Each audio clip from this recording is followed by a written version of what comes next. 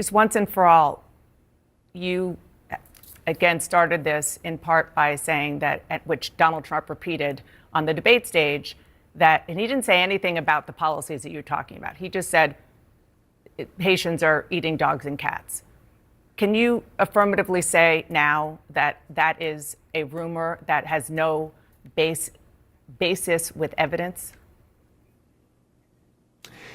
Dana, the evidence is the firsthand account of my constituents who are telling me that this happened. And by the way, I've been trying to talk about the problems in Springfield for months, and the American media ignored it. There was a congressional hearing just last week of angel moms who lost children because Kamala Harris let criminal migrants into this country who then murdered their children. The American media totally ignored this stuff until Donald Trump and I started talking about cat memes. If I have to, but it wasn't just a meme, create stories so that the American media actually pays attention to the suffering of the American people, then that's what I'm going to do, Dana, because you guys are completely letting Kamala Harris coast. You had one interview with her. You talk about pushing back against me, Dana. You didn't push back against the fact that she cast the deciding vote on the Inflation Reduction Act, which is why a lot of Americans can't afford food and housing. You just said that you're creating creating a story. Public policy.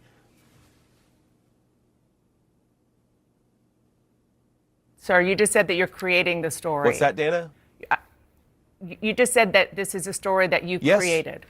So the eating dogs and cats thing is not accurate. Dana, it comes from firsthand accounts from my constituents. I say that we're creating a story, meaning we're creating the American media focusing on it.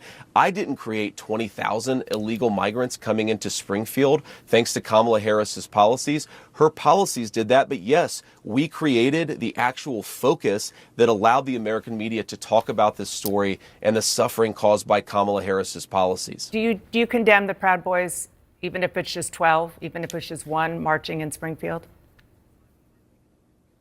Dana, I condemn all white supremacists. I'm obviously not. I'm married to a non-white person. I don't like these people, but I think that we have to keep our focus not on 12 marchers going down the street, but on the fact that thousands of residents have had their lives destroyed by Kamala Harris's policy.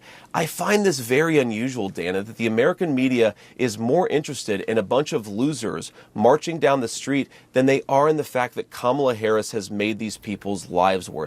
I'm not talking about 12 Proud Boys. I'm talking about 40,000 residents, 40,000 constituents of mine, many of whom can't afford housing and food because of Kamala Harris's open border. That is what I want to focus the media's attention on. We're going to keep on doing it because I think the American people deserve a government that puts their interests first.